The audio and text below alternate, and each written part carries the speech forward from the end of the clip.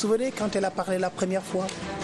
C'était en... Je n'ai plus la date. C'était à Genève. C'était à Genève, voilà. C'était une rencontre. Elle avait parlé avec une voix très rauque. Et parle rarement. Rarement, très effacée. Très, très effacée. Une première dame très effacée, toujours à côté de son mari, le président de la République. Et le vœu le plus cher de Abdou Diouf, d'être enterré à côté d'Elisabeth. Ça, il l'a dit plusieurs fois. J'avoue que quand je l'ai entendu pour la première fois, et il a dit qu'il préférait être enterré au cimetière. Vous savez, à Ziguinchor, il y a un cimetière mixte. Donc c'est un vœu qui sont unis ici et où elle est unie, c'est à l'au-delà.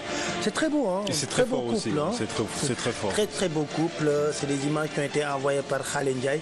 Donc c'est des images qui ont été envoyées par. C'est très fort, c'est très fort. Le président, l'ancien président qui a été battu en 2000. Et aussi son adversaire de l'époque, c'était Abdoulaye Wade.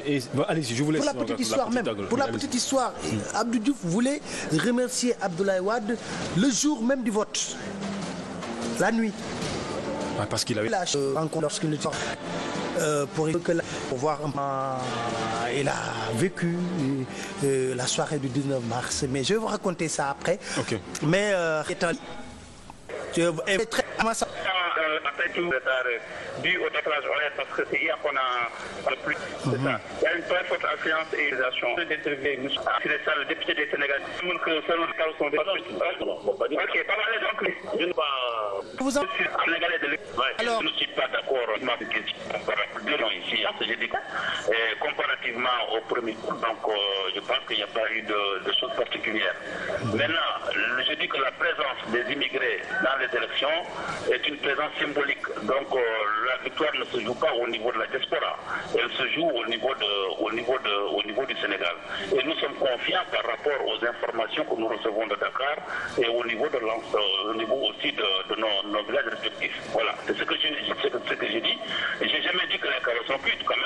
Il me semble que les non, ça c'est votre position à vous, mais c'est pas ma position. Ma position est que moi j'ai dit que je suis confiant et nous pensons que nous avons encore beaucoup d'espoir pour remporter les élections au deuxième tour.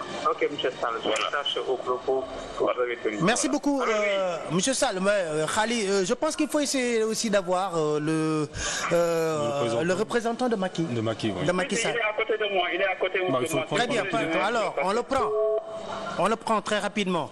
Ok, je vais vous le passer. C'est M. Doro Diallo Yaya. C'est M. Doro Diallo Yaya. Alors, comment ça se passe le vote là-bas? Alors, la question c'est de savoir comment ça se passe. Ça se passe très bien depuis ce matin, comme vient de vous confirmer votre correspondant. On a eu 30 minutes de retard, mais apparemment tout le reste, ça se passe très bien. Il y a une grande fluidité. Les gens votent. Le taux de participation est actuellement en compte par rapport au 26 février 2012. Alors, et vous avez bon espoir de gagner comme vous l'avez fait au premier tour? Je pense qu'aujourd'hui, la coalition Macky Bokoyakar de Macky Sall, je pense qu'aujourd'hui, nous allons, ce qui concerne la France, nous allons gagner au la main et sans difficulté. Et que tous les rats et toute la coalition est mobilisée pour que les gens viennent voter dans de bonnes conditions et sécuriser leur vote à la fin de l'escrutin. Alors, merci beaucoup. Et Khali, nous vous remercions. D'ailleurs, on a les deux parties Tout à fait, en France. c'est assez équilibré, alors, j'aimerais bien qu'au niveau de la régie, qu'on aille voir